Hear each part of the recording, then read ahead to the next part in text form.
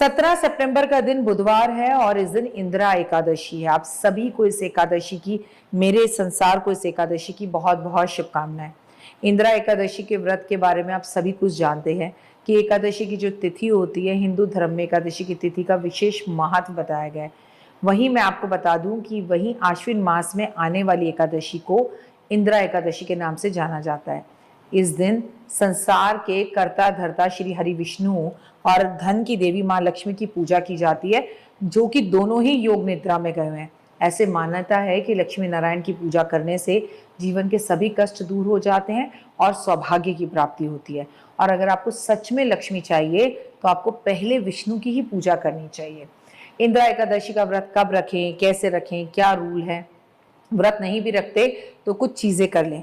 आश्विन मास के कृष्ण पक्ष की जो एकादशी होती है वो इस बार 17 सितंबर को है, और इस एकादशी पर आपको व्रत नहीं भी रखना तो दान पुण्य जरूर करना है, पूजा पाठ आराधना अर्चना जरूर करनी है, भगवान का नाम जरूर लेना है। एकादशी की तिथि पर चावल नहीं खाते हैं, चाहे आप व्रत रखें या ना रखें, लेकिन इस दिन चावलों का दान करते हैं।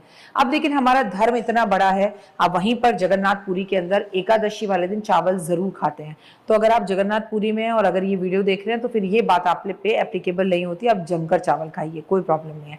सनातन धर्म में सूर्य उदय की तिथि से गणना की जाती है, इसलिए इस बार सूर्य उदय से जो तिथि बन रही है वो 17 सितंबर को ही जो है इंदिरा एकादशी का शुभ योग बन रहा है। तो आपको भी कब रखना है? 17 सितंबर को। आश्विन मास के कृष्ण पक्ष की एकादशी तिथि है और बड़ी खूबसूरत तिथि है। शिव योग के साथ निर्माण हो रहा है।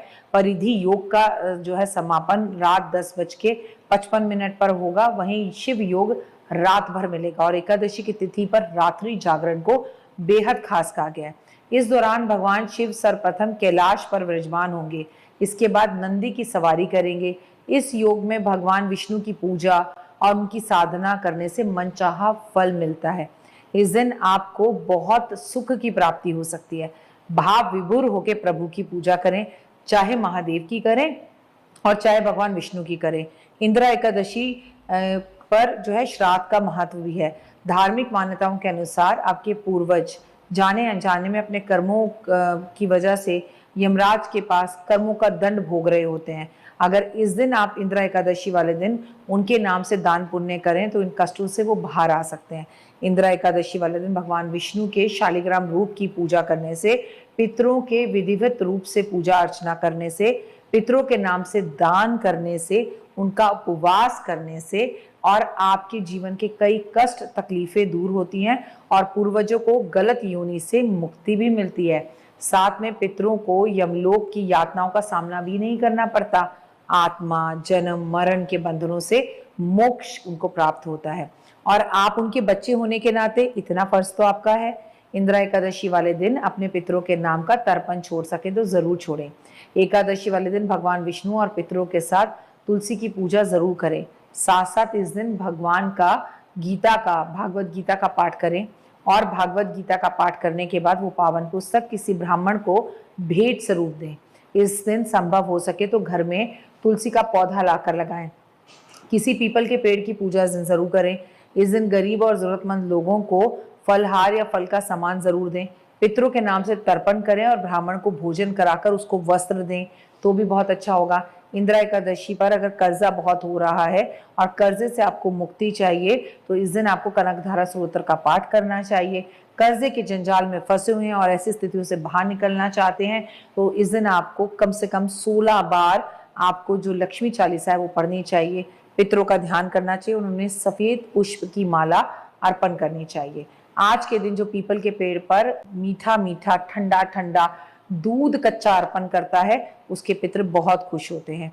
एकादशी के दिन पीपल के पेड़ पर भगवान विष्णु और महालक्ष्मी का वास होता है तो उसकी परिक्रमा करें और ये कामना करें कि मेरा कर्जा जल्द से जल्द खत्म हो जाए, तो कर्जे से भी आपको मुक्ति मिलती है। और हाँ, एक बात याद रख लें कि इस दिन बुधवार का दिन है, बुध करे सब सुख। तो अगर किन्नर समाज के लोग आपको कहीं मिले तो उन्हें पैसे जरूर दें, उनका सम्मान जरूर करें और पितरों के नाम का किन्नरों को भोजन कराएं, या फिर आप इस दिन पेड़ पौधों की सेवा बहुत करें। अगर अभी आप मेरे चैनल पर नए आए हैं तो चैनल को लाइक सब्सक्राइब शेयर जरूर करें। लेकिन मैं आपको बता दूं, एकादशी की तिथि वाले दिन रात को सोना नहीं चाहिए। पूरी रात जाकर विष्णु सहस्त्र नाम का पाठ करना, विष्णु चालीसा का पाठ करना, गीता का पाठ करना। 5-6 सहेलियां मिल जाएं, आपस में ढोलक बजाएं, मंत्र करें और कहते हैं ना, विष्णु चर्चा करें, शिव चर्चा करें, भगवान के विषय पर बात करें, अपने पितरों के नाम का पीपल के पेड़ पर दिया जलाकर आएं। ओए होए, आनंद की अनुभूति प्राप्त होगी। आज के दिन आप कौओं को जरूर खिलाएं। मैं आपसे ये भी कहूंगी कि कौओं को खिलाने के साथ साथ आज के दिन आप चींटियों को आटा जरूर दें। और आप अपने घर में 2 बत्ती का दीपक अपने घर के ईशान कोण में इत्र डालकर जलाएं। इससे आपके कुबेर की कृपा आप पर होगी, कुबेर बड़े प्रसन्न होंगे। और कहीं पर अगर आपका पैसा फंसा हुआ है तो वो पैसा एकदम से निकल कर बाहर आएगा और बड़े पॉजिटिव रिजल्ट्स देगा। लाइफ के अंदर सुकून आने लगेगा। एकादशी की तिथि भगवान विष्णु को समर्पित है। इस दिन दान, पुण्य, स्नान और पूजा पाठ करना, रात्रि जागरण करना, अल्प भोजन करना या भोजन कम करना। अगर आप व्रत नहीं भी रख पाते तो इट्स ओके, कम से कम आप भगवान का सिमरन जरूर करें, भगवान का नाम जरूर लें, तो भी नाम जप से आपको फायदा होगा।